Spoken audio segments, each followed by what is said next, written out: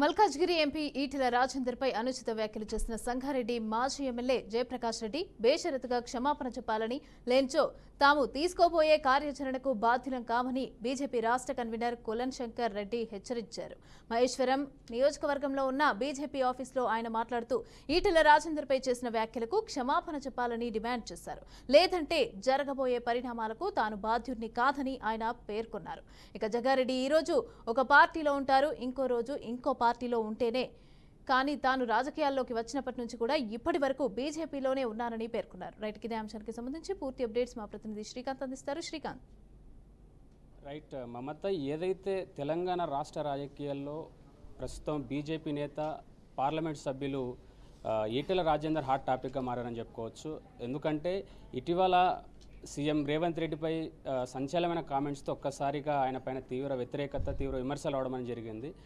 ఒక్కసారిగా ఈటెల కామెంట్స్పై కాంగ్రెస్ నేతలు ఒక్కొక్కరిగా తీవ్ర స్థాయిలో ఆయనపై మండిపడడం, ఇది తగదు, మీరు ఒక స్థాయిలో ఉండి ఇలాంటి మాట్లాడడం తగదు అన్నట్టుగా చాలా రకాలుగా వాళ్ళపైన ఈటెల రాజేందర్పై తీవ్రస్థాయిలో మండిపడడం అని చూస్తున్నాం.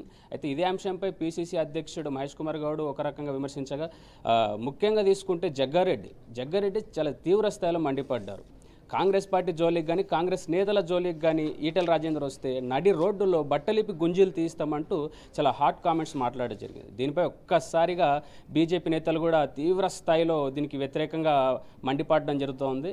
అయితే ఇదే అంశంపై జగ్గారెడ్డి కామెంట్స్పై బీజేపీ నేత కులన్ శంకర్ రెడ్డి తీవ్ర స్థాయిలో అయితే మండిపడడం జరిగింది.